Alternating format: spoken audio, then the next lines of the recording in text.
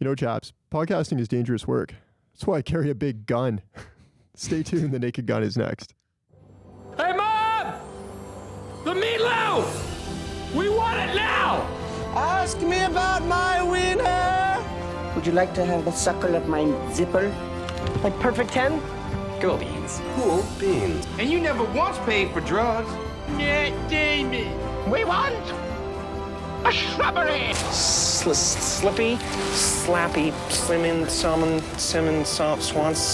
Swanson? I'm a peacock! You gotta let me fly! Shitter! Welcome back to the funniest movie ever. I'm your host, Ripp. Across from me is my co-host, Chaps. Say hi, Chaps. Hello, everybody. Fade in, it's our third dad movie, The Naked Gun. But first, Chaps, how are you? What's new and what are you watching? I'm great. What am I watching? I finished Andor Season 2, and then I paired that immediately following with Rogue One. So I watched a lot of Star Wars content in one day.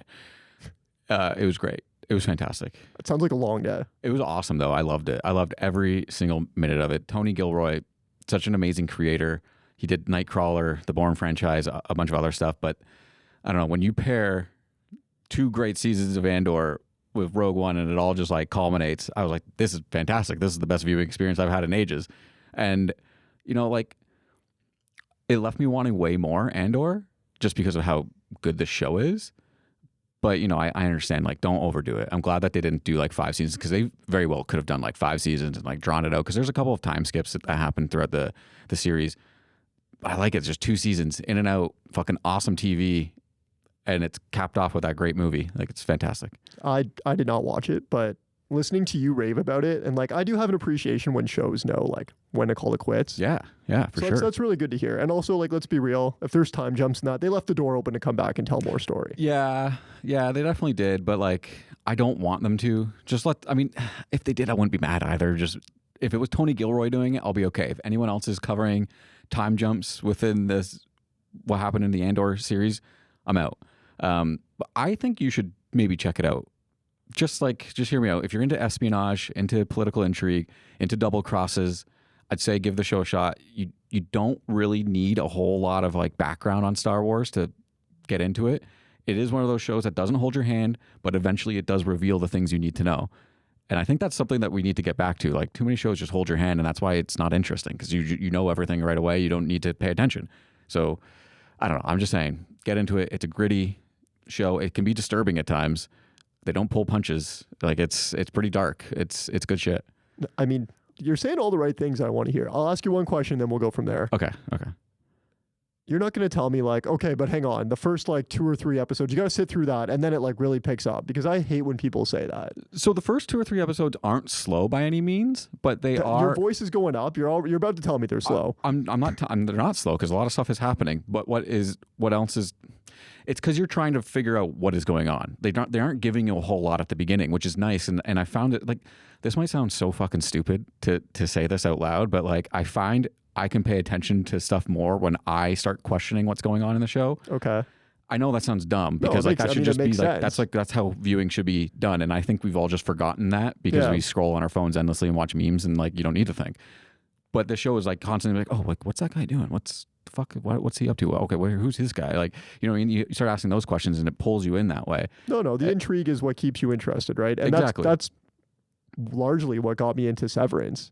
Mm-hmm. But then they made the mistake, at least, you know, from my point of view, of never revealing and just keeping the intrigue going. And it got to a point where I like recognize you're just not going to tell me what's going on, and I'm not going to watch 6 seasons to find out what this job is. It like, was his. What's the Simpsons? It was his sled. It was his sled all along. Rosebud or whatever. Rosebud. Yeah. But yeah, no, like it's a delicate, like, fine line that you have to walk with it. Because again, I'm all about the intrigue, but it's just like, don't keep dangling the carrot in front of me, because eventually I'm just going to be like, fuck you, I'll just go buy a carrot. Very well. They don't do that in the show. They dangle carrots, but also you get nibbles. You get nibbles. You get payoff. Okay. Everything. And also the cast is just pretty fantastic. Like, Papa Skarsgård's in there. Papa Skarsgård. He's great. He's so fantastic. Diego Luna as Andor. He's amazing. Like, the cast is phenomenal. Andor's a person? Yeah. This Andor's is blowing my mind. I thought Andor was a planet. You've seen Rogue One. Like I saw it when it came out in theaters. I haven't seen it since or thought about it since. Excuse me, Miss Lady. I believe I can clear up the Pan dilemma. You're thinking of Andor, the planet moon that there's a battle on in the third movie. That's sure. Yeah. I mean, if you asked me what it is, I wouldn't have said that's what it is, but I'm absolutely... Andor, tomato. Wires are crossed, yeah. I did not know Andor was a person. Yeah, he's a person. Is that a first name? No, it's last name. What's his first name? Cassian, and that's a pretty cool name. It is a cool name. Okay. Yeah. You've seen Rogue One though, right? I saw it once when it came out. He's like the main dude in it, like the main main rebel guy. That means nothing to me at this point. Okay. All right. And I also checked out Warfare this week. Okay. The A24 movie from Alex Garland and Ray Mendoza. I'm excited to hear this because I actually do want to watch this. Is it good? Did you enjoy it? So it is a good movie. It's so it's really well made. It's not a bad movie at all. The craft is fantastic. There's a very big focus on that. Like, you know how people always say like, oh, it's like the most like realistic war movie out there kind of thing. Yeah. There's a big focus on that, and it is pretty like gritty and like that. It stars Will Poulter, Joseph Quinn, Charles Melton, and a bunch of other up and coming young Hollywood guys. It's a good crew. For me, while watching it, I was like, yeah, this is a good movie, but like, I don't know, war movies are hard to get into these days, and I don't know why. And I start to think about like, I don't know if I'm not like qualified to be saying this kind of stuff, but it's like the ethics of it all, where it's like we know so much more about why they were there, like in like Iraq and all those places now, like in like the history of it, and like that they didn't need, like they probably shouldn't have been there, all that kind of stuff, and that kind of like, I don't know, it kind of like doesn't ruin viewing war movies completely, but it's overhanging it. You know what I mean? I know what you mean. Yeah. Let me ask you this though: like, is the point of the movie to question the morality of it? So yes, okay. like I believe it is. Because I don't want to ruin the movie for you. Like, you definitely have to watch it. Like, there's not really a lot of spoilers you can give, but like throughout the movie, you're questioning, why are these guys here? Okay. Like, you're like, what are they doing here? What was their purpose? And like, it's never really told to you. Mm-hmm. And I think that's the point of the movie. The point of the movie is to question that, like, ambiguous. Yeah, like, it's that underlying theme of like, look at the bullshit and stupid shit that we put all of these people through, not just the army soldiers, but the people in Iraq and everything that. And for what? And I think that's kind of like the ultimate goal of the movie, maybe. Interesting. I mean, it's Alex Garland, right? Like, that sounds like it's right up his alley, right? I mean, Civil War, like similar, I guess, but no, I'll check it out for sure. Definitely check it out. How about you? What have you been watching? I've been watching a lot of TV this week. Nice. Big TV week. I did watch one movie, but let's start with the TV. Big Mouth. Oh, yeah, it's back, right? You fell off Big Mouth, right? I did. I fell off Big Mouth around maybe season 5. Okay. I know, it's wild. There's like 8 seasons or 9 seasons. How did that happen? I don't know how that happened. Yeah, I don't. The first season, though, I absolutely loved. Oh, yeah. Adored. It was so funny. It was so fresh and new. New final season just came out. It fell off a little bit, but then like I'm fully back in this season, you know? So you fell off in previous seasons, but this final one got you back. I fell off, but I finished. Like, you know, I powered through because I had a hard time like giving up on stuff. Fair enough. But this new season, like, it did it for me. Like, it's back to its roots where it's basically just Andrew, like John Mulaney. Yeah. Being like fully a little pervert, which to me is just so funny. Like, his voice on Andrew's like body, like he's just such a little awkward, like 12-year-old little fuck. It's so funny to me. Yeah, that's fair. Totally fair. I don't know. There's something about those kids like just all fucking hopped up on hormones that makes me howl. Yeah. No, I want to check it out, but like I don't know. I don't want to watch the rest of this because it got so like. I don't think you really have to. There's so many other monsters and all this shit. I'm like, I don't fucking care. They went too far into the, I don't know, hormone monster verse. Yeah. But the new one, like, I think on its own is fine. Like, they go to high school, so it's like a fresh start basically. Okay. And they have like a little bit of like recurring characters in and out, but not where like you need the backstory to them. So they grow up, eh? Like, do the character designs change, or do they still look the same? Spoilers. One of them does actually like change. Okay. Because like he finally hits puberty, so they actually change him. Okay. And that's funny. Like, they play on it. It is Nick. Yeah, it's Nick Kroll. Yeah, he finally gets taller or something. Yeah. Yeah. That makes sense. I'm also watching The Rehearsal. Okay, yeah. This is one of those shows like I absolutely adore. So I slowly work my way through it. And when I say slowly, I mean like literally one episode like a month. My partner is not a fan. How do you remember what's happening? Well, they're like standalone episodes for the most part, right? That's true. My partner is not a fan of like cringe comedy at all. So like this is a TV show I also have to wait until a Friday or Saturday where she falls asleep at like 9 p.m. and I'm also not too tired to go to bed and watch an episode. That's fair. But like, man, Fielder is such a genius. Like, this fucking guy, man. How did he convince HBO to give him all that money? I don't know. And he's like actually a pilot too. I think he got like his pilot's license for this bit. I've been hearing all about it and I need to watch it because it just sounds like insane what he does. I can't remember. Maybe it was an episode of The Town I was listening to, but they had Fielder's, I think, publicist or agent on. Okay. And what's his name? Matt Bellamy was basically talking about Fielder. And he was like, yeah, you know, like he goes on TV and, you know, he claims to be a pilot. And the agent's like, hang on, let me stop you. He is a pilot. Just allow me to correct you. It's such a good bit.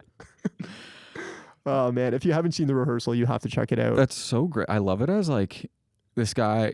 Okay, Nathan For You is a great show. Yeah. Already. I feel like he's like, you know what? I'm going to pivot that success into getting networks to pay for me to live my dreams. Like, I always want to be a pilot, so now they're going to pay me to be a pilot. You know what I mean? Like, he is single-handedly going to fix that entire like industry. It's so good. He's going to make sure Sully Sullenberger never happens again, you know? Fair enough. No more landing in the Hudson. Okay, let's get to the movie. Captain America: Brave New World. Why are you laughing at me? I'm laughing because I thought you were transitioning into the discussion for the movie today. I'm like, we're not talking about that movie. Wait, I'm just shocked that you watched it. I knew this was coming. I've mentioned before like how marveled out I am, but I don't know. Like, I was in the mood for like a blockbuster. It was so bad. I was just in the movie.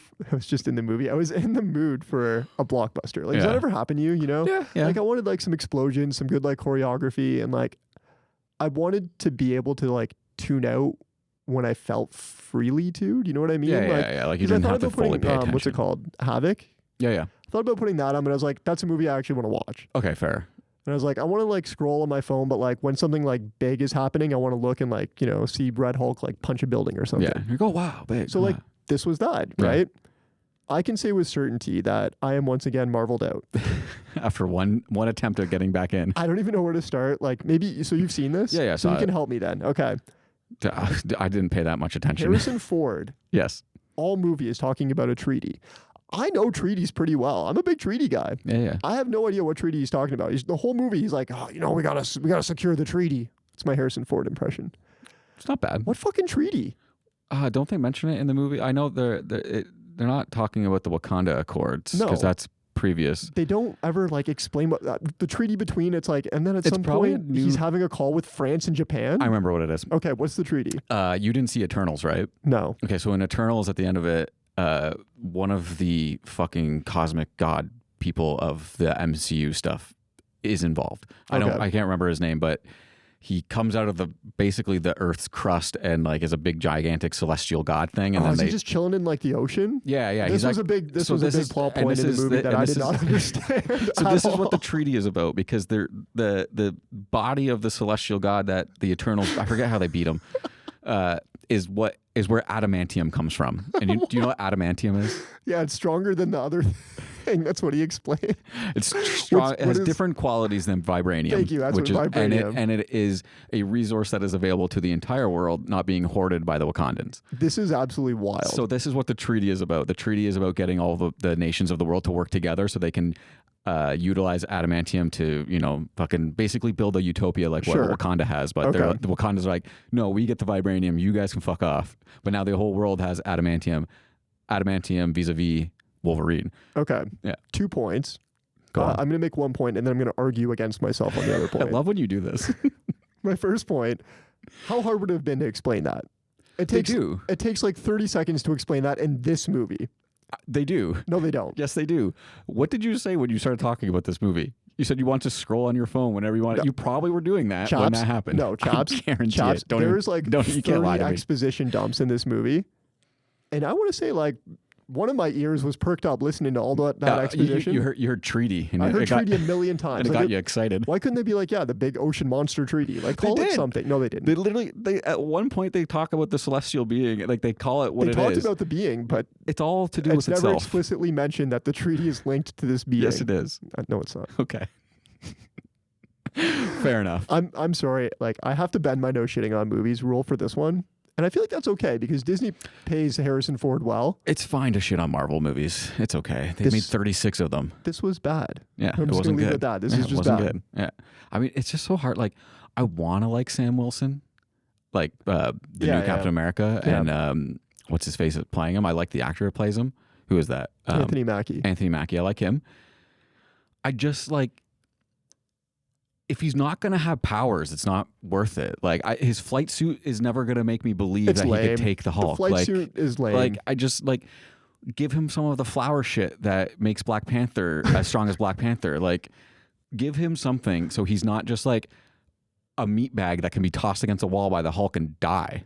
Like I'll say some of the fight choreography was like neat. Yeah. Yeah. The villain was like interesting. Again, I guess that was a callback to what, like 2003 Hulk or something, maybe? No? Who was the villain again? Because I just remember Red Hulk. Big brain guy. Oh, yeah. I don't think he was been in anything. I think he was one of those like characters that are like, oh, this scientist that appeared in that scene, he's now this guy.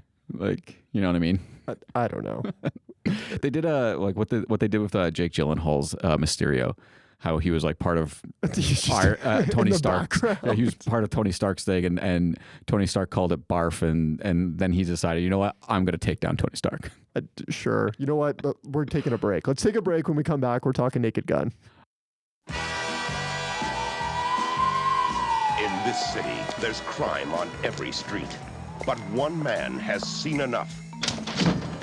He's Lieutenant Frank Drebin. Whatever scum did this, not one man on this force will rest for 1 minute until he's behind bars. Now let's grab a bite to eat. He's a good cop who's having a bad day. His best friend Everyone should have a friend like you. is in a coma. As soon as Nordberg is better, he's welcome back at Police Squad. But I wouldn't wait until the last minute to fill out those organ donor cards. His girlfriend asked him to look her up. Nice beaver. Thank you. I just had it stuffed. Let me help you with that. And his city is in the hands of a master criminal with a sinister plan. I must kill the Queen. How can any police story contain this much action? All right, we're back. Here's today's George format. We're going to talk cast. We'll give our initial impressions heading into the movie. We'll dive in, dissect. Then we're switching things up today. I feel like I say that every time I'm hosting. We're switching things up today. What are we switching up? No head-to-head, Okay. MVC, or funniest scenes. Oh. Instead, we're going to review The New Naked Gun, starring Liam Neeson. That's Neeses Pieces, our boy. Are you excited? Neeses Pieces. Yes, hell yeah. All right. Let's go. Cast. Written by Jerry Zucker, David Zucker, and Jim Abrahams. You know what? I still said it wrong. It's Jim Abrahams. I was so stoked that the cast finally had easy surnames, and I still butchered it. You also started cast with the writers. Yeah, I did. That's interesting. Is it? Is that, well, cast is usually who stars in the movie, no? When I pull up IMDb, the writers and director are at the top, so that's how I wrote my notes. Okay. My bad. It's also directed by David Zucker. I don't know if I mentioned that because you interrupted me. These three have a bunch of writing directing credits on other slapstick parodies, such as Airplane, The Naked Gun 2, Basketball, and Hot Shots. I believe that's Naked Gun 2.5. It is Naked Gun 2.5, you're right. I like that. I like the cheekiness of the title. It's cheeky. I had to rent this movie, and I was like, is this the right one? The Tales from the Police Squad or something like that? It had like a whole ass like subhead. I'm like, yeah. Is this different? That's really funny. Actually, I mentioned this to you, but I'll mention it to our listeners because it's a fun happenstance. I was at a garage sale over the weekend, and I bought this movie for $3. I think you overpaid. You think so? It's a movie from the 80s. It is. You paid $3 for it? I should have haggled. I would have haggled. $2.50. But no, same thing. I was like, is this the right movie? I'm not sure. Yeah. It's good, though. Yeah. Okay. Film stars Leslie Nielsen, O.J. Simpson, Priscilla Presley, and Ricardo Montalban, which is a sick-ass name to say. That is a great name. Yeah. We get a cameo appearance by Weird Al. Yeah. Put a pin in that. We'll come back to so that. Good. Don't say anything. Let's talk Leslie Nielsen. Good old Canadian boy from Saskatchewan. From Saskatchewan. Saskatchewan. Yeah, that's what I was gonna say. What's that? From Grown Ups. Yeah, Grown Ups. Oh, from Saskatoon, eh? You nice ladies been to Saskatchewan? Feeling silly today. I'll list some of his hits and then we'll go from there. I say hits because his IMDb lists 262 appearances. Jeez. From 1950 prolific until his passing in 2010. I'm gonna admit it. I didn't know he passed away. Did you? No, I didn't, but like it makes sense. Like he was old in this movie. This is like, it's funny. Like I'm just gonna show my hand here, show my cards. I don't know what the expression is, because we're filming this. Nope, because we're recording this 2 weeks before actually seeing The Naked Gun. Yeah, I fully expected him to make a cameo in that movie. Did you? No, I think somewhere in my mind I knew Leslie Nielsen was dead. I think it's because like in 2010, like I'm like 18 and in high school, and like I don't care who Leslie Nielsen is. Yeah, I think the only actor that shocked me when I was like growing up passing was Robin Williams. Yeah, and that was like huge for me. Yeah, but other than that, yeah, I didn't really pay attention to actors. And, like now I'm sad. If he passed away now, I'd be like, oh man, like that sucks. Such a good movie. Oh, such a good movie. It sucks. Okay, some of his hits. Forbidden Planet, 1956. Do you know this? No. Okay. Poseidon Adventure, 1972. Do you know this? I know this. I haven't seen it. Do you know this? What's it about? It's about a boat. It's a ship. I believe because is it a parody movie as well?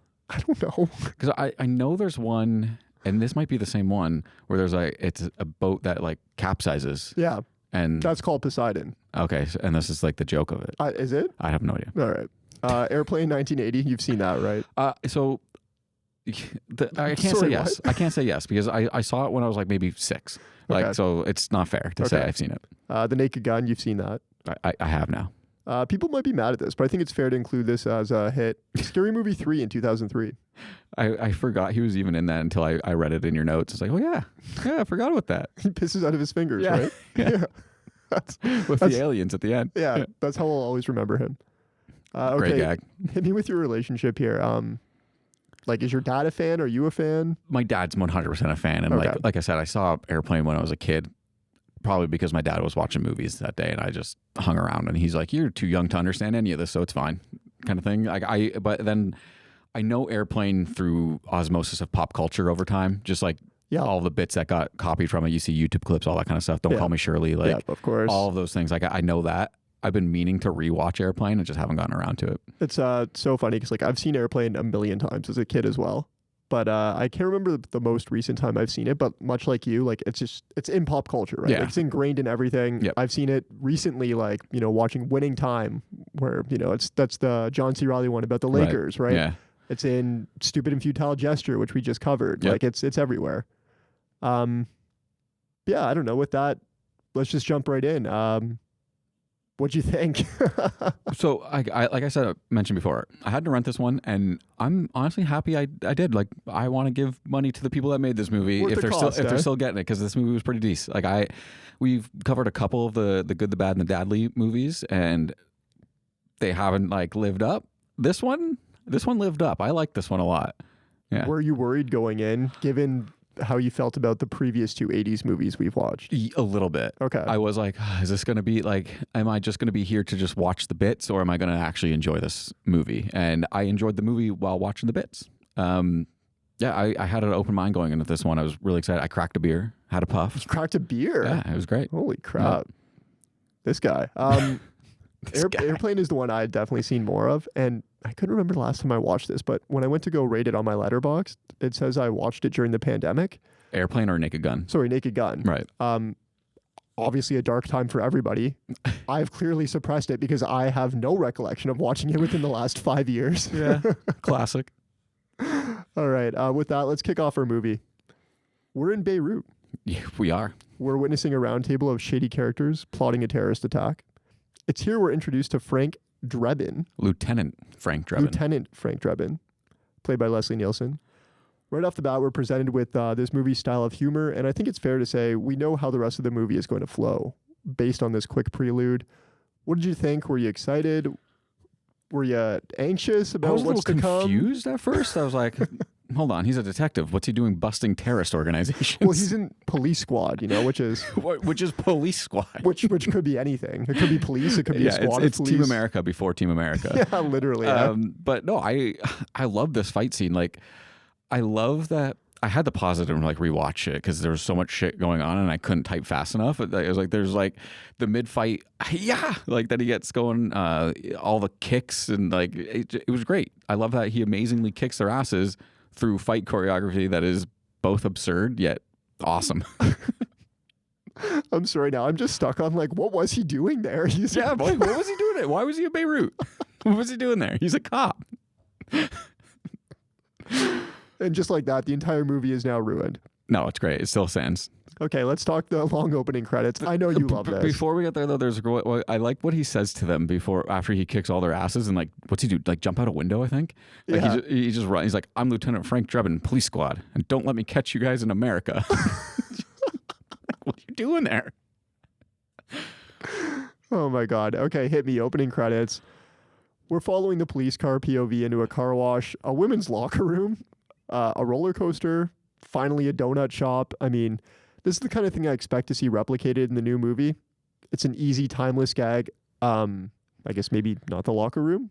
Yeah, probably can't do that. Did this work for you? Were you about it? So here's what happened when I was doing this. I was typing something and kind of just forgot the movie was on because I was typing a thought down. Okay. And when I forgot it was on because the sequence goes on for so goddamn long. Like it does. And like, so I turned it over. I looked at the screen like, what's going on here? And I just started howling because the car was in the house at the time, just like bashing through the dining room and stuff like that. And so I was like, I got to rewind this and like watch it all the way through. So that's what I ended up doing.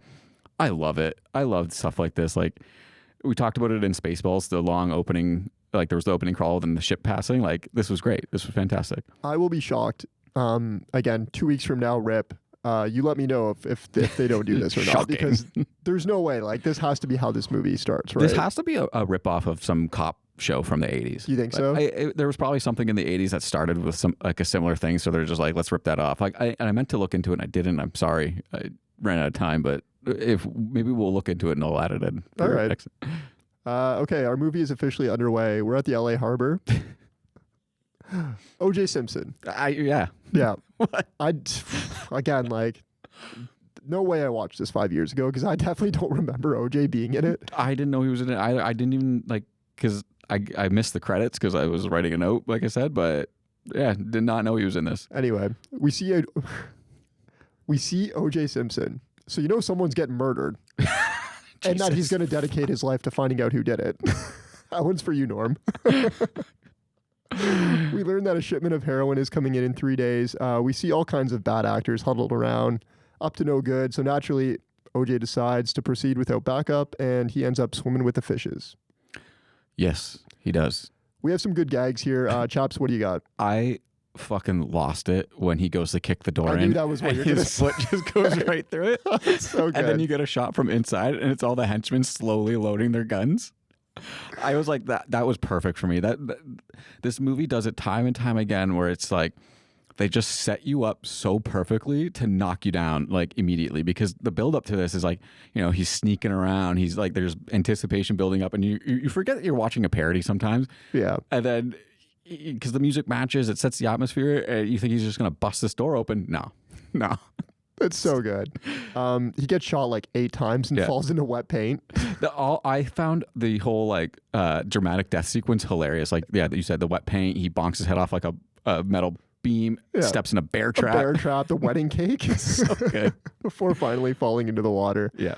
So good. From here we transition back to Frank's arrival from Beirut.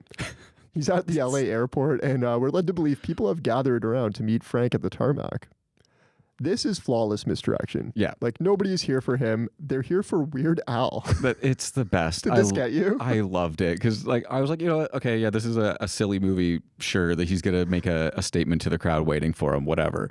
So they roped me into it immediately. Like, I fell for this. Like, I didn't see through it at all. Yeah, me neither. And I think what surprised me the most was that, and this is no shade, what surprised me the most is how Weird Al has been around since 1988. Like, I genuinely had no idea. Yeah. The nice thing about this episode is, again, we're recording a few weeks in advance of seeing the new Naked Gun. So we can make some fun predictions and find out how wrong each one of them is. If they do this bit, something similar, who do you think it would be? Like who would the act be? Yeah, who would be coming down the plane, and who's there waiting for him now, right? Like I'm trying to it's like Sabrina Carpenter or something. Like I don't know. Is that do you go Poppy or do you go somebody like more like Weird Al? I think. Well, first of all, the funniest thing would be it's yeah, Weird you Al. just do Like, Weird Al again. Yeah, true. That'd be hilarious. I hope they don't run it back too much on like repeating gags, though. I will say. I agree. Okay, you make a good point. Like, I hope they do. I hope do they, some homages, but don't rip off the same bits. Yeah, iterate on your bits, build on them, make them different. Like do the Austin Powers 2 routine. Like there you go, just run it back, but with new shit. Or 22 Jump Street. You know, like, exactly. Again, a nod here and there is nice, and something like this would be funny if they ran back Weird Al. Like I think that would be good. That would work. I think. Right, but if it is somebody like just a celebrity, like but Sabrina Carpenter, like that kind of that's not funny. I think you got to do like Weird Al, but in a different bit. You have to like misdirect the misdirect. Okay, like set up this joke, but don't do it, and then pull back Weird Al later on. Like I see what you're saying. Yeah, that'd be good. Yeah. Okay. I'd also be fine with like a random celebrity, like a Randy Jackson. Signed my samurai sword. Did I tell you that? Okay, the next few scenes provide us with some backstory and exposition. I'll set us up, and then we'll lightning round off a couple of gags here. Okay. So we learn about Frank's wife, who seems to have moved on and is now having the best sex of her life with some gymnast. We learn Nordberg, who is O.J. Simpson, is still alive. He's at the hospital. And we find out that the Queen will be visiting, and Frank will be in charge of her security. Let's start with the hospital. Hit me with some of your gags here. That hospital bed, like how it just folds O.J. Simpson in half, is some Final Destination shit. Like, I wasn't laughing. I was just like, that looks scary. And then obviously the whole like, it's a terrible way to go. All that stuff. That's good, yeah. Having That's your nuts no way bitten to off by die. a lab rat. Like that's how I want to go. A parachute, caught in gears of a combine, having nuts bit off by a lab rat. That's how to die. Yeah. What got me is just like trying to get clues out of him. Who did this to you? He's trying to tell him. He says, I love you. He's like, well, I love you too. It's the name of the boat. What does he say? We'll go on a cruise when you're better. Yeah. Heroin. Well, that's a tall order. Give me a couple of days and I'll see what I can do. It's a classic, just like misheard thing concept. I love it. I've used this technique before in a commercial that I wrote for Fallsview Casino. It's the same idea. Like you're misunderstanding what the person's saying. It's so great. Then of course we get a good piss gag that rivals Austin Powers. Speaking of, yeah. At a press conference, taking questions about the Queen, Frank's mic isn't working. He goes to the bathroom with a new mic. Obviously, it's still on, and naturally, you can hear his 10-minute long piss. How does this one stack up against Austin Powers, in your opinion? I was laughing. I think the Austin Powers one is better. Okay. Just because it's a bit more visual. Like you see it happen, and I like some of the gags in it too. This one, what really got me, like midway through, he just goes, "Whoops!" Like. What's he whoopsing? Yeah, exactly. What are you whoopsing about? The thing that got me though about this is this is so funny today because this is the kind of thing that happens on COD. Like you're playing with the boys and someone leaves their mic on when they go to take a piss, and all you just hear their stream the entire time. I love that. But then you get the boys just rip it on. I'm like, oh man, what do you? I mean, I'm going to say now it's not me. I aim for the porcelain, so I'm classy. You're a quiet peer, eh? Okay, let's talk quiet peer. You don't want people to know. Why'd you say it with such a derogatory undertone? It wasn't derogatory. It was just that's what you are. That's not how men's piss should sound. It's the other guy's bit. Yeah. The sound of your piss hitting the toilet seat. Yeah. I'm not going to finish it. Okay, let's talk about Ludwig. I think this is a good spot to take a beat and dissect as well. Some good funny here as Frank sits down for the first time with our big bad.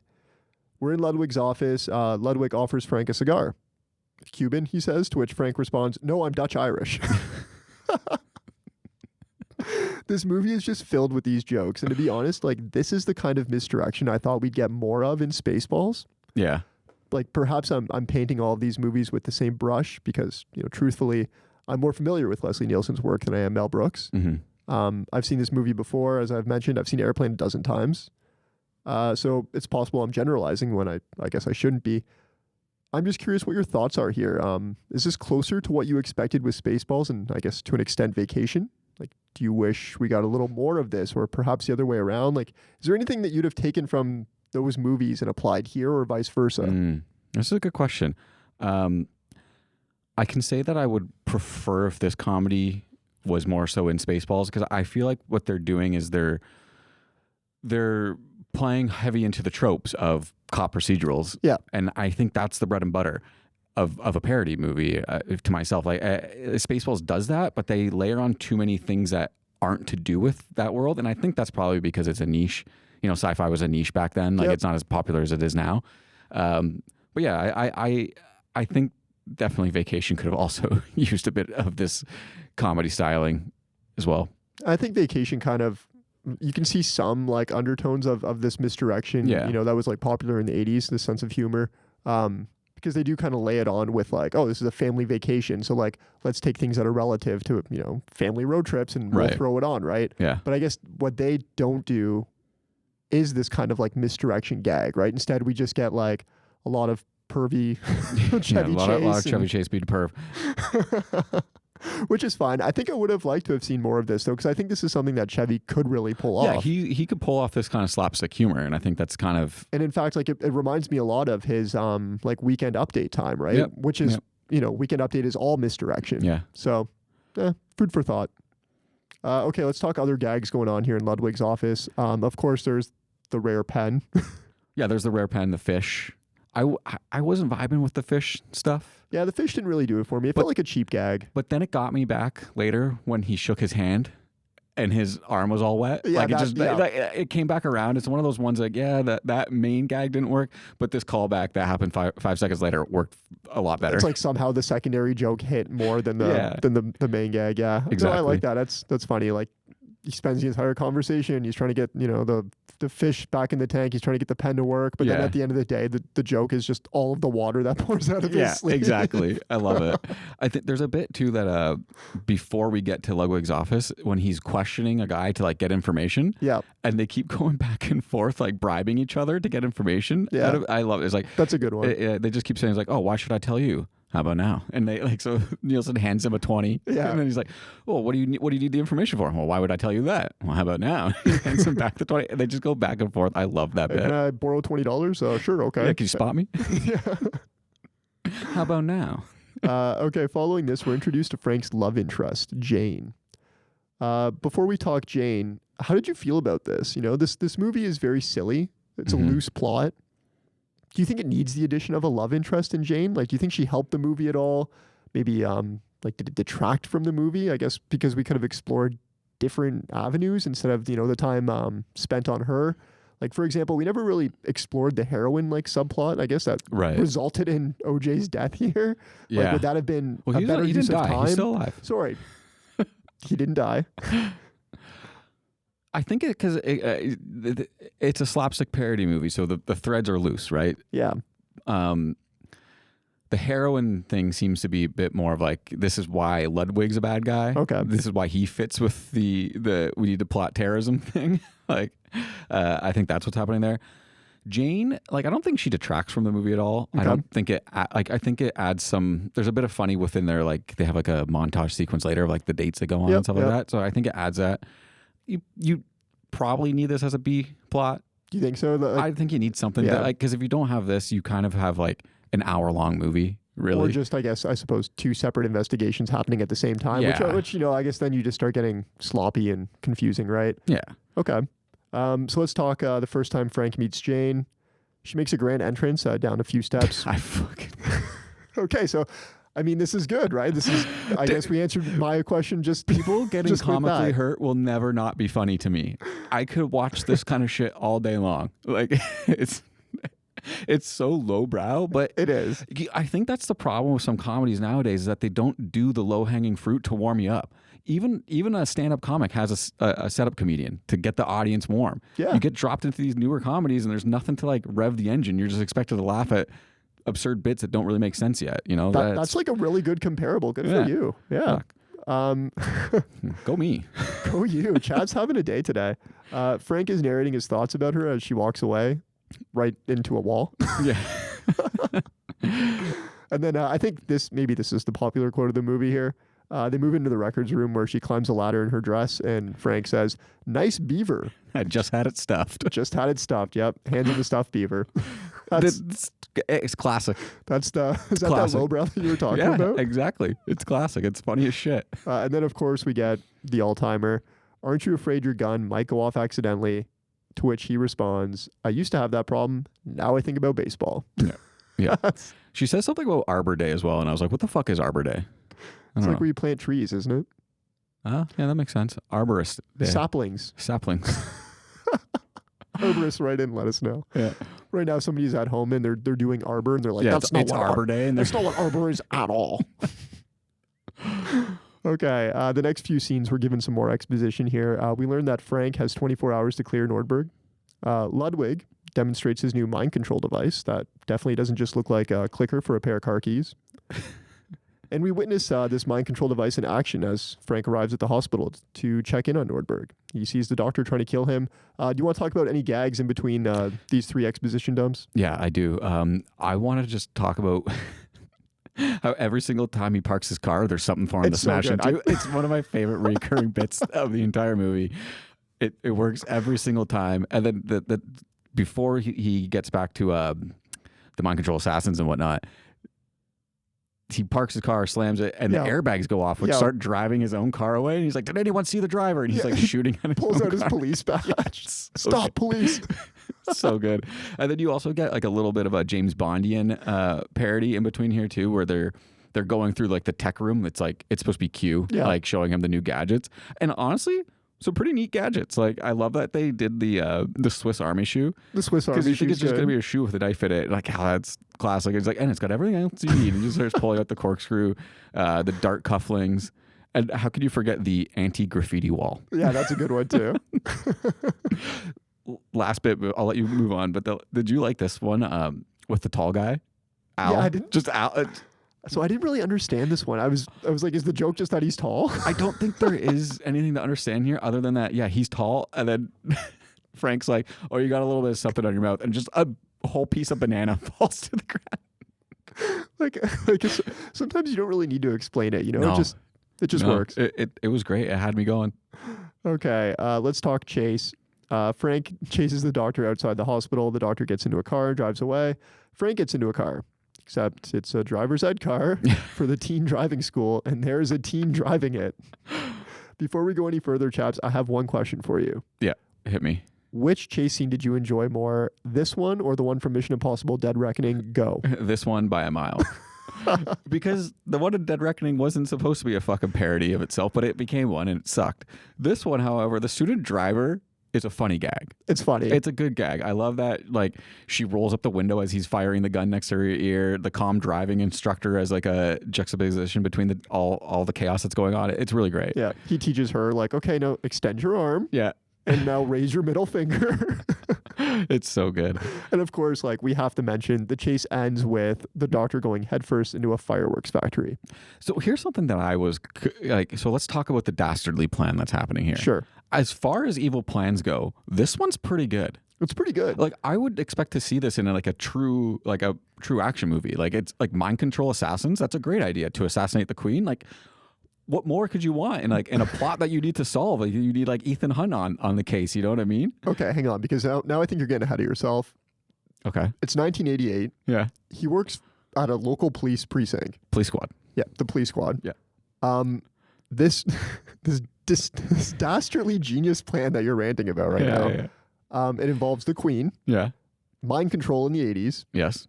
The Los Angeles Angels, or I guess at the time were the California Angels.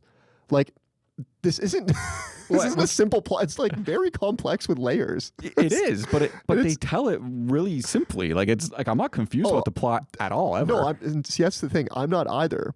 But it's absolutely ridiculous. And I love it for it. Like, this is, like I said, like, this is the kind of thing that you would expect to see in an actual spy movie, like a spy caper. Like, and it's great. Like, I want to use this as a fucking. I don't understand how there's so many moving parts, but it's just like so clean and easy to digest. Like, right? It makes no sense at all, but it makes all the sense in the world. It's the kind of thing where you see like, oh, mind control assassins, the Queen, a baseball game. It's like, okay, what can they do with like modern production value now? You know what I mean? Like, It actually makes me really excited for the new one because, again, I have no idea what that one's about. But if it's like half as ludicrous as this is, I'm just hoping we get like John Wick style action with the deadpan Liam Neeson like being Leslie Nielsen. Like I hope that's what they mash together. Like whatever Liam Neeson's doing in Ted at the cash register. Yeah, that's like, what I want. That for the rest of the movie while he's kicking ass. Okay.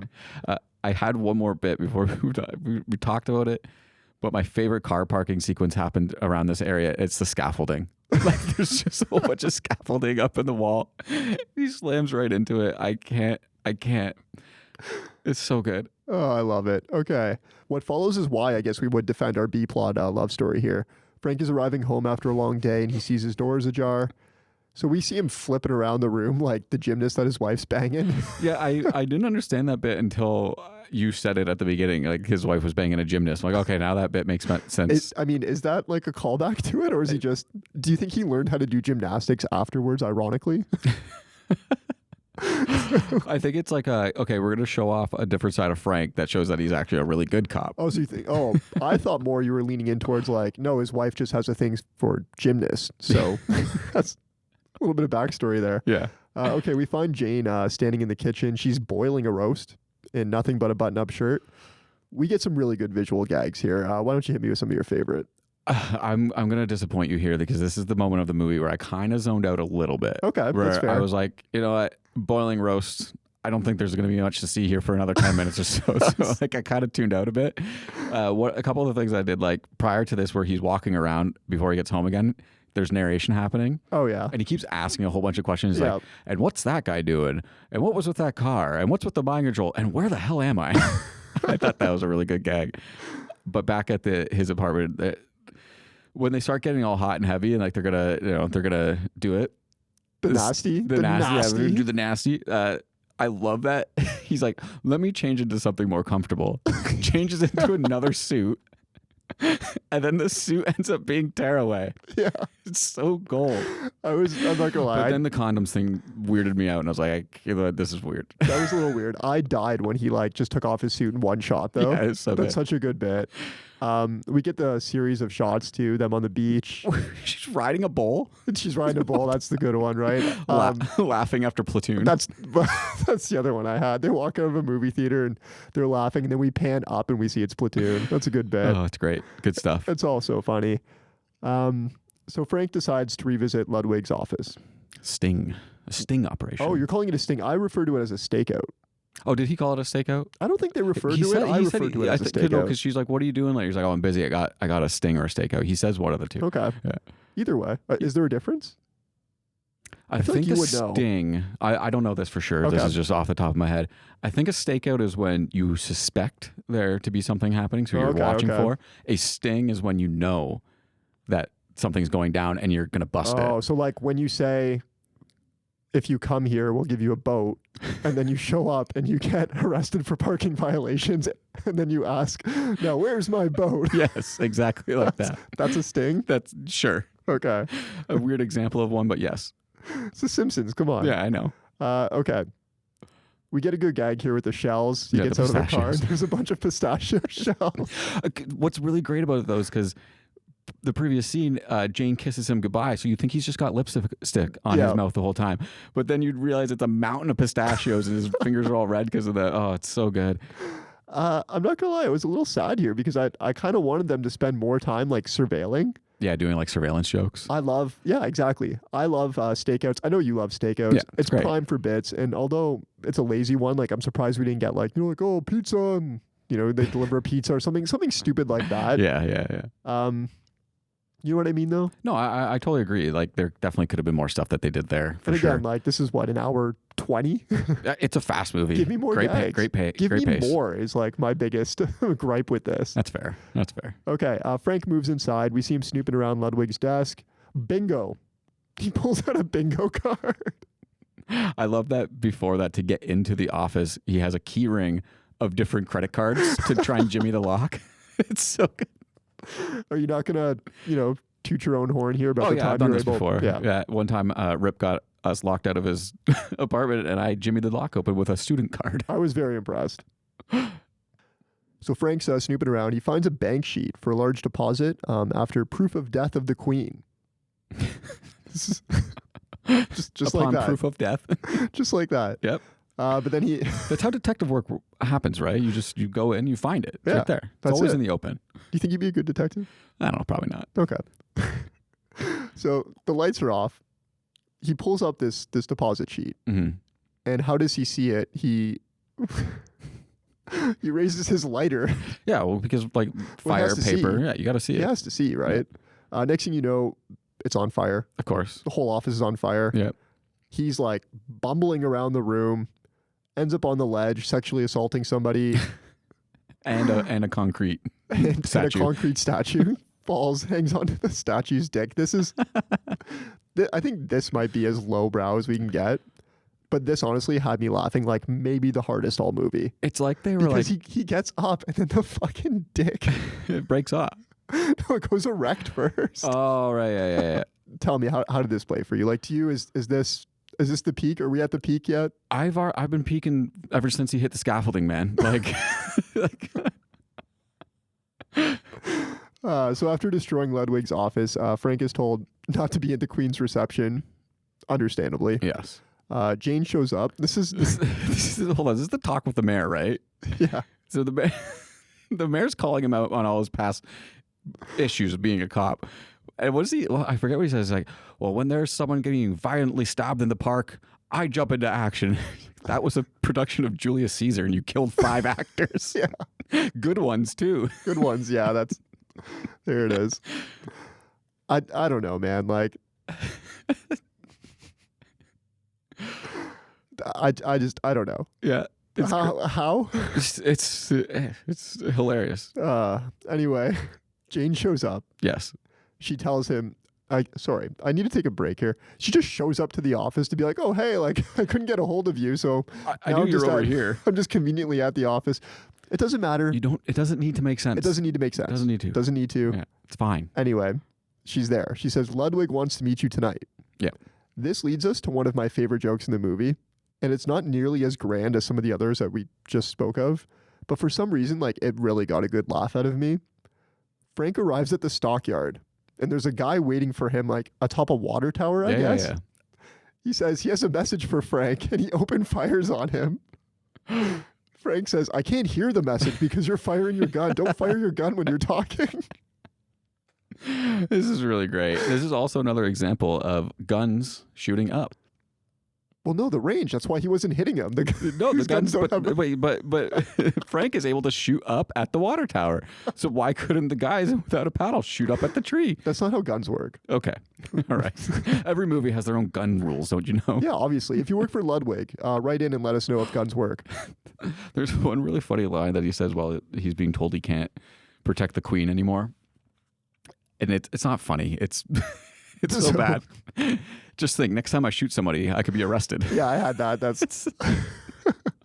I just like... That's fucking horrible. It's horrible, but these are the jokes that they've been making about gun control in the U.S. forever, and it's still happening. It's since like, 88. It's still so funny. Okay. Let's jump to the Queen's reception. We know there's no way this thing is going well, right? Right. Us, the audience, has been led to believe that what can go wrong will go wrong in this movie. And I think that's the beauty of these kind of movies is that, like, they're predictable in their outcome, but we're still on the edge of our seat waiting to see the how. Yeah. And this is a good example of that. Like, we're at the Queen's reception. Like, we know this it's going to shit, right? Yeah. I can't wait to find out how he's going to fuck this up. This is when he gets like loud horns in his ear or something like that, which make him go crazy, and he just tackles the Queen because he thinks he sees somebody, right? Yeah. And now, like I said, you knew this was going to shit. Did you see that coming? I didn't see him getting his head clapped or whatever it is that makes him get all confused coming, but like you definitely saw some version of him attempting to save the Queen and not doing it properly. Yeah, but which is not what happened. He just lost his balance and then ended up in a risque position with her. He tackles the Queen and then and all the photographers, they get all the great angles, right? But like what I really want to drive home is just like I can't stand like cable TV or like YouTube like random like humor, you know what I mean? Like random for the sake of being random. Like it's just an interesting contrast to me that, you know, with this, like we get randomness, but I think it's like the building up to it that makes it funny, right? Yeah, it's not exactly random as much as, and like I'm mincing words here, but it's unexpected. Yeah. It's like you know something's going to happen, and it's going to be the wrong thing to happen. You just don't know how, and that's what surprises you, right? So it's like, not exactly random. It's not about the random act itself. It's about like how we're getting there and what caused it. You YouTube know, kids fucking chucking a slushie at somebody on the street and going random. Well, like, I mean, that's kind of funny. Like now, hang on. Hold on. Okay, hold on. Let's back up. Let's find something that's actually not funny. Was it Just Go With It, where that kid whips the coke at his mom? Compare like throwing slushies at shit is funny. It's a bad example. Sorry, I can't not think of funny things. I'm just so funny. Oh. Okay, all this ends with Frank getting canned. You're off the force, Bobrovsky. I'm going to slip that in for my Canadian friends. To think the next time he shoots someone, he'll be arrested. Yeah, jeez. Let's take a break here. When we're back, we're going to Anaheim Stadium. We're all getting fed up of endlessly scrolling for our next movie fix. So to get passionate about films again, join 3 movie mates on the Neverending Watchlist Movie Podcast, where we take you on a movie journey as we seek to build the ultimate movie watchlist.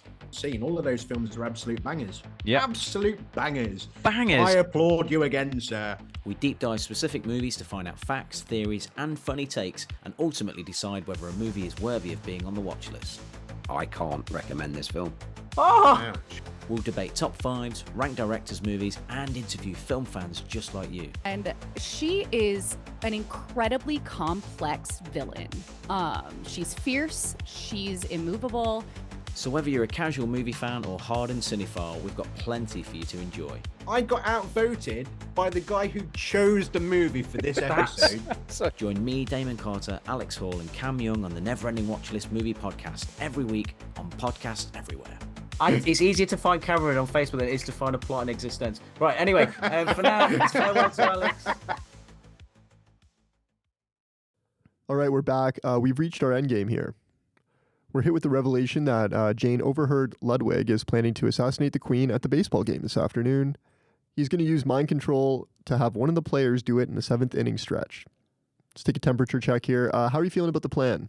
It's weird that he needs it to be one of the players. Like, it could literally just be anybody. It could be anybody. But I think he's going for impact as well. You know? Guess. Like, he could make the Queen kill herself. It's true. He could mind control the Queen. There you go. Yeah. Why didn't he do that? I don't know. Do that, Ludwig. Idiot. Okay, we're at Anaheim Stadium. This is like our last 20 to 30 minutes. It's a fucking absurd 20 to 30 minutes. It is. It has so much funny.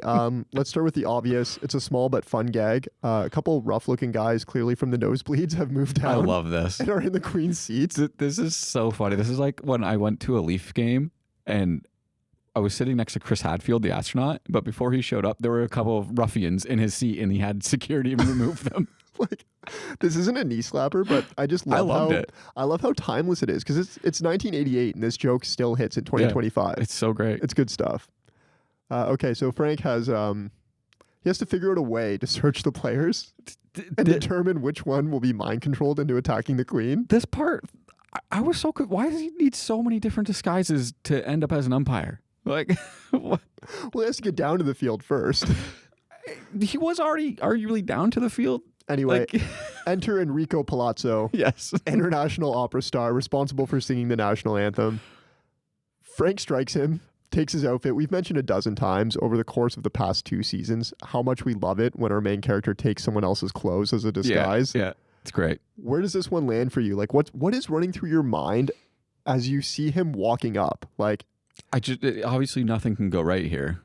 So what I thought the bit could have been was like, and I thought they were doing it at first because he starts to sing the national anthem. Yeah. And it kind of sounds like he's crushing it at first. Yeah, at first I thought it sounds like he's crushing the anthem. I'm like, okay, yeah, this is the way to do the bit. Like, he like puts on it, and then it devolves and like he forgets the lyrics and all that stuff. And it's like, that didn't really work for me. Really? Because it worked for me. Like, that's so funny you say that. We do kind of butt heads on this kind of thing where I'm sitting there and I'm like, oh, they're going to make him do the whole thing. Like, that's really fun. Like, we're getting a whole anthem. Right. No, I think it's fine that they did the whole anthem, but I just think it would have been funnier if, like, he was singing like an opera singer. I don't know. I thought that would have been funnier to me. I think you need him to be bad at it so people recognize it's him though too, right? Because then we get another funny gag where we see the cops making their way towards them, but they don't want to interrupt the anthem, so they're kind of like shimmying with their hand over their chest. That's pretty good. That's good stuff. Okay, we get another wardrobe change. Frank is now dressed as the umpire. Let's just kind of free flow here. Let's talk gags. We get a good 45-second bit of everyone and their uncle spitting. yeah, that one. Before this, they also had like, for some reason, they're like, let's look at some baseball bloopers on the Jumbotron. And like, they're your run of the mill, like, oh, the players collide, whatever. And then you get these crazy ones where the guy's like sliding to seal first and there's a tiger just like waiting for. There's a car on the field. Yeah, some of those were really good. There's you get another really like timeless like stadium bit where we're back with the Queen. And she's like handing food along to everybody. Like everyone, you hate that, when you got to pass the food along kind of thing. I think that's great. That's good. Frank takes a bat to the head as the batter warms up. Yeah, that's good. As the umpire. The first pitch is thrown, and we kind of hang on Frank's like befuddlement here as like maybe he's forgot he's supposed to actually call strikes. Yeah. So he calls the first strike, and then he's like super into it afterwards. We get like him moonwalking and stuff. Yeah. It's all good visual fun.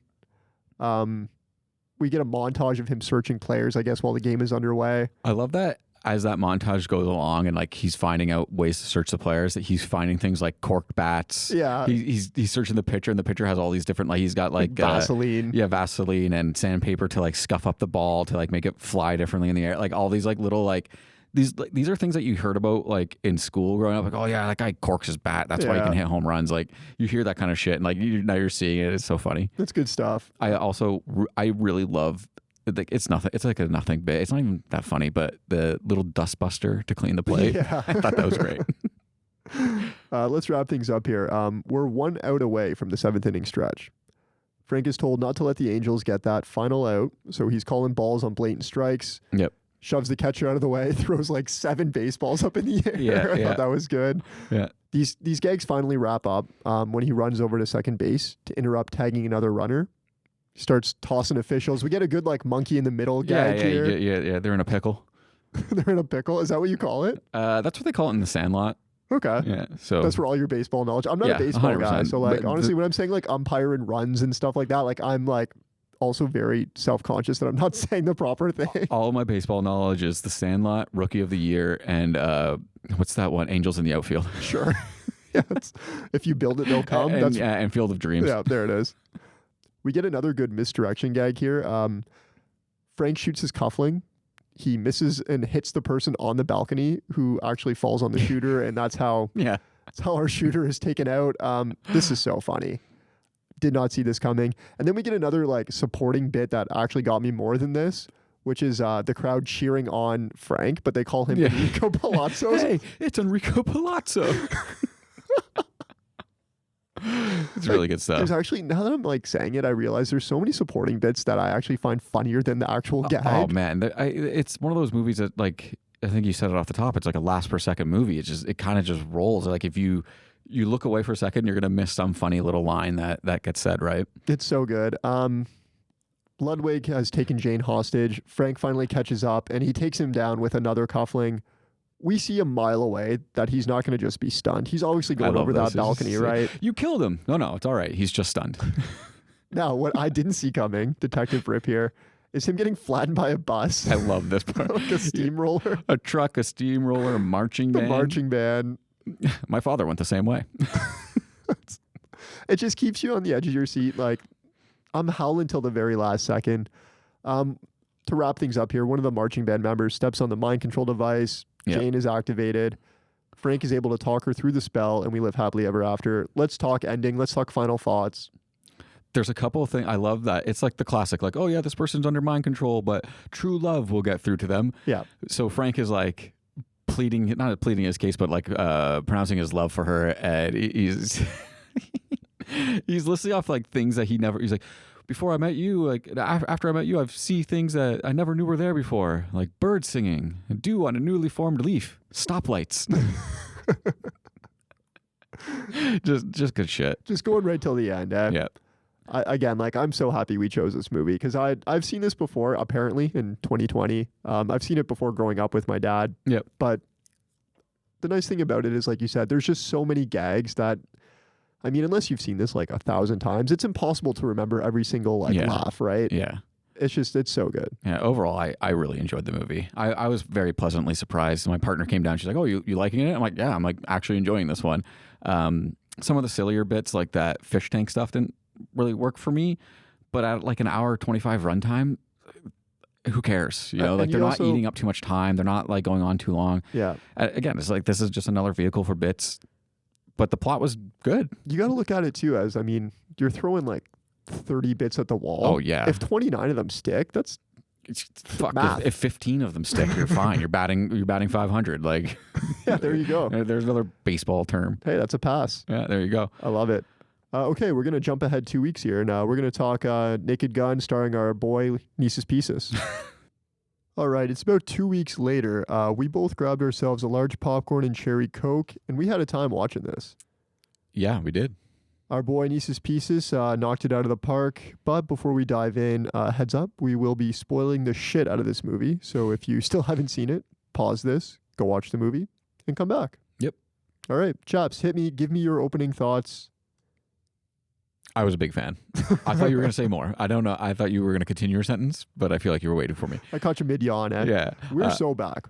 This movie was fantastic. I love how it captured sort of the vibe and nostalgia of the first one, mainly that style of humor, the slapstick, misdirect kind of style of comedy. But it also tried to evolve things, take it to new places, and be its own movie at the same time, while the plot is essentially the same as the original movie. It's just like made for the 21st century. On my drive to your house to record the pod, I was listening to the Lonely Island pod. And our boy Akiva, who directed this, was just kind of like telling us the process of making this, right? That's cool, yeah. He watched so many movies to get the vibe of this down. Like ranging from like all of the, original Naked Guns. Imagine he didn't do that. He's like, I didn't want to see the originals. No spoilers. I've never seen them. I want to go in.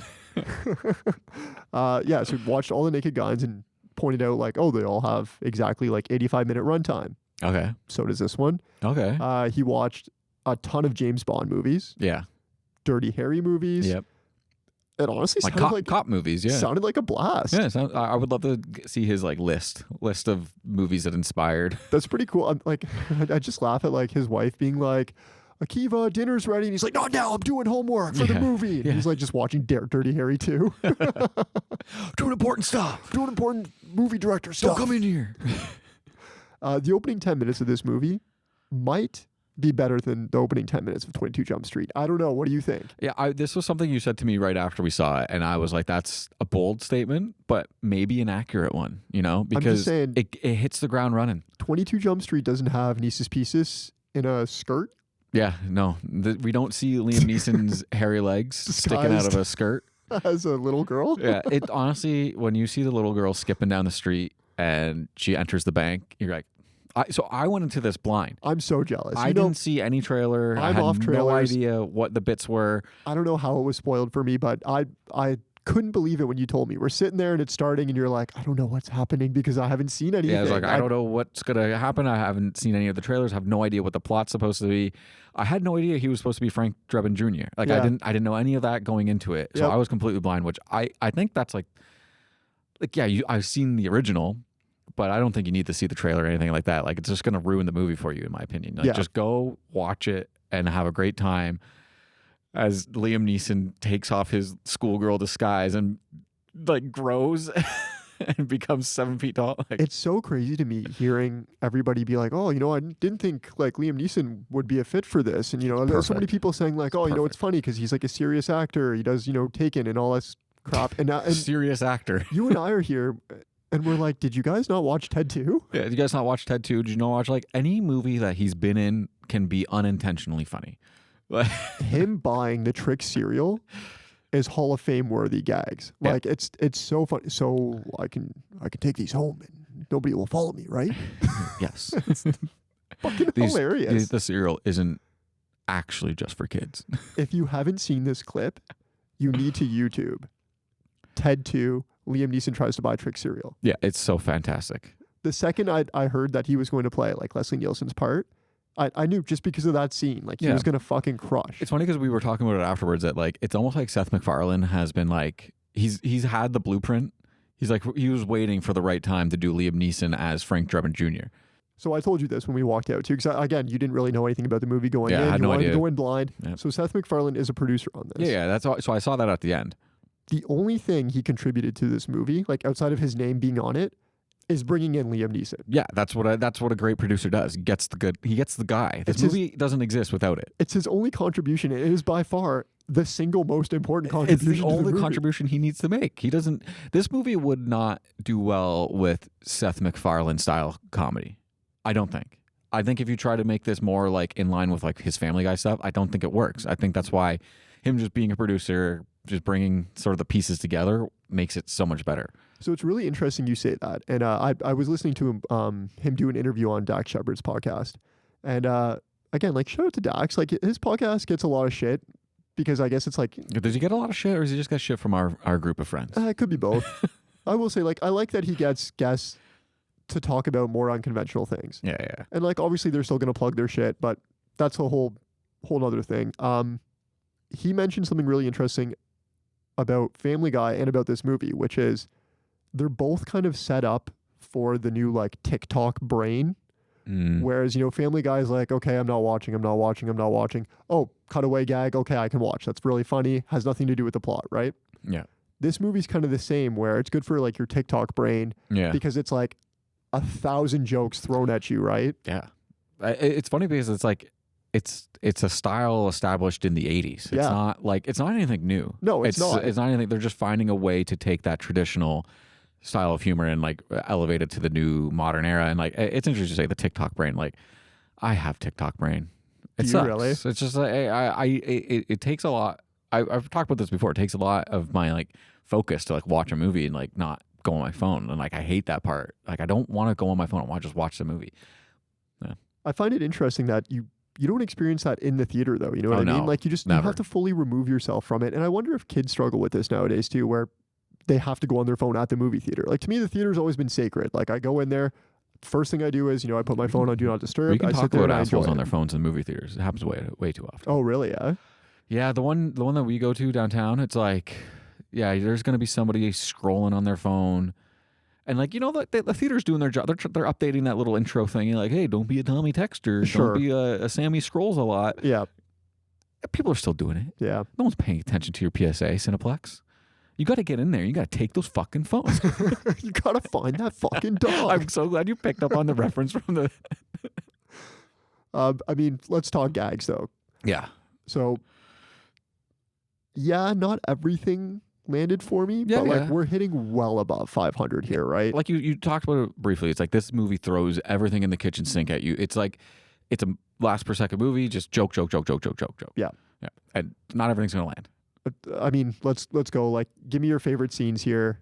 We gotta talk about the body cam. The body cam. I got it. I can't not talk about the body cam bit. I was laughing so hard I couldn't breathe. This is the hardest I've laughed in a theater in a long time. Dude, and I think everyone else was too. Like this body cam bit, Neeses Pieces eats a chili dog, and he's trying to show body cam footage to a perp of how he caught him. But the body cam footage shows his whole day before that and how he ate a chili dog and needed to find a bathroom to take a shit. This scene was made for you. It's so relatable to me on so many levels because I have been in Neeses Pieces' position of having just ate a chili dog and really needing to go take a shit and not being around a toilet. He's like in the corner of the interrogation room and he's like, I ate 5 more that day. I had 5 more after that. But the best part is it's all these clips of him driving around looking for somewhere to shit, and like his face, the way it's going like sweaty, and he's kind of getting a little bit paler. I've been there where like I am so close to like shitting my pants, and I don't want to shit my pants. I need to find a toilet now, or it's gonna be bad. He does finally find a bathroom. He shoots his gun because people are in line. People are in line waiting for the bathroom, but he's got to go. It was so damn good. I mean, I had 5 more dogs that day. I had 5 more. Let's talk about the snowman, because apparently this is like Akiva had to fight to keep this in the movie. Yeah. I don't know if it was the studio heads thought it was like too out there, or it's weird. But also, if you cut this, that's like 7 minutes of the movie gone. Yeah. You'd have like an hour 10 left of the movie. I think I might have liked this scene even better than the chili dogs. I didn't. I liked where the scene was going. I enjoyed the scene. It just like for me, it was the chili dogs is just so much more relatable. Sorry, it's more relatable than a snowman coming to life. Than the possessed snowman. I liked it though. I liked the snowman bit. What was your favorite part of the snowman bit? I kind of like they're in the hot tub. Yeah. And they're like, things are getting steamy, and then you just see he's looking through the window, peering through, all pissy because he obviously can't go in. He's a snowman. Yeah, well, we set the stage. Like they're kind of thruppling with this magical snowman. Like they build a snowman and then they read a book and they cast a spell. Book of spells. Book of spells. Of course. I wasn't sure if it was a scarf that was magically imbued. No, that's the other magical snowman. Yeah, it's Jack Frost. Yeah, so they're thruppling, and then the thruple starts to like. Well, that's our turning point, right? Yes. That's our TSN turning point. Yep. Snowman's pissed. Yeah. He's like, I'm gonna fucking kill you, and then. I can't remember how do they finish him. He ends up in the hot tub eventually, right? Yeah. I think they drown him in the hot tub like Terminator 2 style. It's pretty great. Let's talk about plot device here. I love that plot device was plot device. It's called plot device. Yeah. They didn't have to make it an acronym. I mean, it was still But hilarious. it's smart that they did. I mean, it's fine that they did. But yeah either way. It could have literally just been a device called plot device and I would have been fine with it. And that's what it is. But it has an acronym. Everybody in this is casted so perfectly too. Like our buddy playing the villain, he's typecast as that. Yeah, he's in one of the seasons of Yellowstone.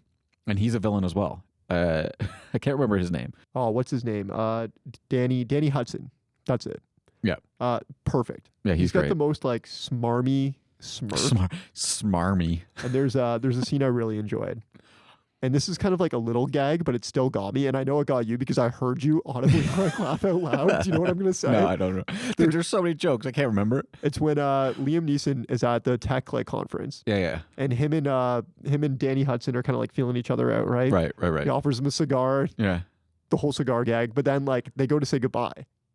And yeah. And Liam Neeson walks one way to leave, and then comes back on the screen the other way. It's like a side-scrolling like 2D. It's like you're playing Pac-Man and you go to the edge of the map, but you come back on the other side. Exactly. Yeah, it got me. And it's just the smallest look of confusion on his face, but that's all I need. Yeah, so great. Man, there's so many like. How do you like Pamela in this? Like, I thought she was great. She was so good. Yeah. I don't know. Again, like whoever casted her in this role, perfect. It's some of the jokes. Like, take a chair. Yeah. Oh, I have enough at home already. That one was beaten into the ground because that's in the trailer. Is that a trailer it's joke? in the trailer. And then she leaves with the chair anyways? Leaves with the chair, yeah. But her with the TiVo, I thought that was really funny. Buffy. Yeah. I love it. Frank Drebin Jr. has a fascination with Buffy the Vampire Slayer. It's so funny, man. I told you not to connect it to the internet. If you do, it'll erase everything. And this is an Ethernet cable connected to the modem where your internet comes from. And like, that joke is for what? 1 in every like 12 people maybe? Who watch Buffy and still have it on their TiVo at Who have home? TiVo, yeah. That's so good. What did you think of Paul Walter Hauser? Because you're not really familiar with him yet. I thought he was great. I love that he was like the junior. Like that gag of like everyone in this movie is the junior of who was in the original movie. Yeah. That was really funny to me because I didn't see. I'm sure that was harped on in the trailer. That's in the trailer, yeah. But for me, you going in blind, I'm like, that's hilarious. Like, and I remember too, like Akiva was saying, like again on his podcast, how basically they wanted the trailer to just like answer the main 3 questions right off the bat, which is like 1, what is this? Like, is it going to be like a Legacy sequel, like revamp, reboot, or whatever, right? So he's like, we purposely made sure to include like, Frank Drebin is his dad. That's in the trailer. How are you going to address OJ? That's addressed right away too, right? Like that was funny. It's perfect, man. Like it's everything you want it to be. And you and I touched on this. I'm pretty sure I'm remembering this right because this is 2 weeks later. How the plot is like very like complicated in the first one, but explained so like simple to you. Do you know what I mean? Yeah. It's a very convoluted plot. But also like explainable in like a sentence, which is basically like kill Queen, mind control. Yeah, basically. And it's the same thing here. It's bad guy has device that controls people and they plan to unleash it at a sporting event. Exactly. It's the same thing. It's also, I turned to you, I was like, this is the premise to The Kingsman as well. There's so many homages in this. So let's just address them right now. There's the obvious one that I know you love, the Mission Impossible the masks, we get right? we get a great when they oh fuck, what do they he gets who is the guy that's in the henchman? The henchman, sure. The henchman guy, they're like, oh, did you get all that? And then they break down the walls. Oh, did you get all that? And then do it again. They do one more. It's like occupational health and safety. Yeah. Did you get all that? Like, that's a great one. Like you said, I don't think it's an homage to the Kingsman, maybe as much as just like an homage to the first one. With, like, honestly, mind control. because I forgot that the first one was about the mind control thingy. But then I was like, but not the second one, this original, like, that is straight up though the plot of the Kingsman. So maybe the Kingsman took that from the original. I don't know. There's homages going around everywhere. It's like we have a device that will make people fight each other to the death. The point is, like, they did exactly what you want them to do with this kind of movie, which is you didn't steal, you didn't rip off, and you didn't shoehorn, right? Like, looking at you, Happy Gilmore, it still manages to be its own thing while paying respect to the past as well as the genres it's a part of. It did a little bit of stealing. It cribbed liberally from like Austin Powers, like with the whole night vision goggles. You're misdirecting on like, are they getting down and dirty? It's the turkey baster. You know, fair enough. Classic. Okay, fine. Yeah. They stole, but because I really enjoyed it. Oh yeah, it was still fine. It's fine. It's like it makes sense. They're gonna have night vision goggles. What's something funny you can do with like heat signatures and stuff? And it was all funny. Oh yeah. I don't know. Do you know, is PETA pissed off about the dog? About the dog? They might be. Nothing happens to the dog. The dog is just getting some turkey juice. Yeah, they're actually more upset about the turkey. We fed a dog turkey. What if he wants to be a what if he wants to be a herbivore? All right, sure. What's the is it community who gets in trouble for feeding? Oh, The Social Network. Yeah, wait. Andrew Garfield forced cannibalism for feeding his chicken nugget to a chicken. Yeah, I was expecting a Social Network reference, but that's pretty funny though. They should have worked that in. One last point I kind of wanted to pick your brain on here is we're both in agreement. Like, Liam Neeson absolutely crushed this as Leslie Nielsen's part. Are right? you going to be talking about stunt ass or not stunt ass? Oh my God. Okay, 2 more points. 2 more points. How did I forget about the stunt ass? Let it be known here first that TFME, thank you. I'm sorry, all I can do is picture his ass. Don't worry, it's fine. His ass is in my head. You've seen me in shorts. We called out the stunt ass when we were watching A Million Ways to Die. Were you expecting to see it again? So I need to, like, we talked about this afterwards. We need to do a comparison. Like, if they're the same ass, I'm convinced Liam Neeson showed his ass in these movies. I'm convinced it's not a stunt ass. If it's 2 different asses, I think stunt ass. I'm almost like ashamed of myself knowing that Seth MacFarlane put him in this movie. Yeah. How did I not see his ass come in? It's literally written into his contract. Like, Liam, you're in this movie, but I'm sorry, I've done it again. You will be showing your ass. I wish I could do an Irish accent. Seth, I told you the first time I'm not doing it. I'm not showing my crack. I'm not showing my crack. It's like Scottish. I don't know. We just started a war between Ireland and Scotland. It's like the Irish and the Scots, and the Scots and the Scots. That's a good Simpsons. We got our one Simpsons one in. It was close. We almost went the whole one. I mean, do you want to quickly talk this ending here? Him coming down into the ring, just bearing it all. Yeah, between the balls. We got Buddy, who's worried his wife might be having an affair, fully describing what his cock looks like. Yeah, and he does a great job of it. Yeah, it's very detailed. That's a really good bit too. Why do you think my wife put makeup on? She told me she wasn't going out. Just, who's this guy? Is this a joke that I'm like went over my head, or is it just this guy? I think that's just the guy. Yeah, right? Yeah. I mean, it's fair. I mean, ever since I just attribute everything to dodgeball nowadays. Like, if there's ever a commentator being funny, I'm like, you're doing your best, Pepper Brooks. Yeah, you know, that's fair. It's still funny. I just wonder if it was like an actual sports commentator and this happened to him and they're just making fun of him. I don't know about that. I know the guy in the ring though is somebody. Yeah, that's they got Bruce Buffer. Yeah, the announcer, and they got one of the UFC refs as well. I don't know his name, but he's one of the refs. Is it which one of them? Somebody takes a swing. Yeah. Neeses Pieces knocks him out. Yeah, he drops him. Just drops him. Love a good drop. Lots of great like donks and bonks and just like, you know, donks and bonks. Just people getting hit on the head and shit. Who doesn't love a good donk and bonk? Yeah. Last but not least, I do want to mention again, we're in agreement. he crushed this, right? Yes. How would you feel about him just basically bringing back these Leslie Nielsen movies? I'd watch another one. Like, would you watch him doing I'd watch one more. Would you let him touch Airplane? I mean, I'm not as fond of Airplane as a lot of people. Like, I would have to watch it again. Like, let me reframe this then. Let's come at it from like a movie you hold sacred, that's renowned, that everybody says, let's not touch it, right? Mm-hmm. If the actor is proven that he can do this kind of role, do you let him touch that movie you hold sacred? It's one of those things where I don't want it to get overused, because that's where the world goes. It's like Hollywood's like, oh my God, all this money from a Liam Neeson slapstick comedy. Let's do more. And then they burn it into the ground, and it's like, it's just too much. It's like, it's what happened with Scary Movie. It's happened with the MCU. Like, let's learn our lesson, take a bit of time, let everyone breathe. And then maybe do another one. And then let that lie for another 10 years. And to be fair, I mean, we don't know if we're going to get another one. Like, it's doing well. It's tracking well at the box office. Is it tracking well enough, though? I don't know. Especially when you consider overseas, right? Comedies don't typically like translate just because of language barriers. Although this one isn't so much like, I guess, sharp, witty dialogue as much as bonks and donks. Donks, Mr. X. That's it. There you go. So maybe we'll be okay. Personally, I'd be fine if he did Airplane. I mean, listen, you don't want him to touch Airplane, don't watch it. Go back and watch Airplane. I feel like you're talking to me. No, I'm just in general. Are you talking to me? Like, I get the whole like, oh, you know, like, let's not touch it, leave it alone, right? But at the same time, like, so why not like use this as proof of concept for, let's just do a different slapstick comedy movie in the same vein, but don't make it Airplane. Just make it, let's do a fresh original idea. Maybe that's something. I mean, the whole thing is they want the built-in audience, right? Yeah, but I mean, Airplane didn't have a built-in audience before Airplane came out. And I'm fucking tired of that being used as an excuse.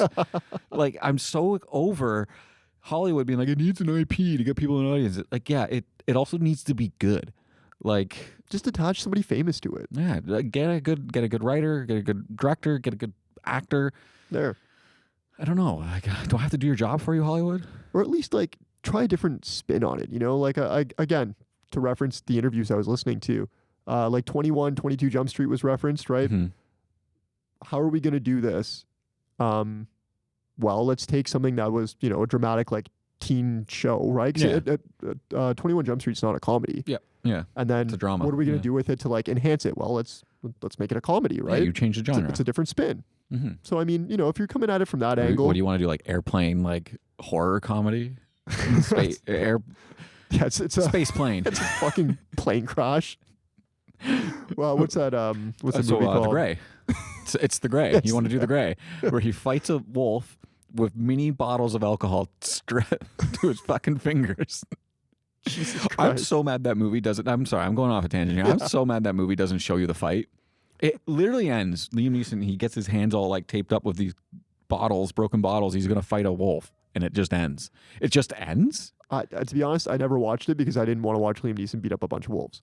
Yeah, true. All right. What did you give this on Letterboxd? I think I gave it like a 3.5, maybe 4. I can't remember. Yeah. 4 out of 5 stars, but hey, 5 out of 5 chili dogs. Am I right? I'm going to go home and have a chili dog. All right. And not leave my apartment so I don't have to shit in public. Do you want to... Jesus. Do you want to tell our listeners what we're watching next week? Yeah, next week we're going to check out something from that new Hundreds of Beavers.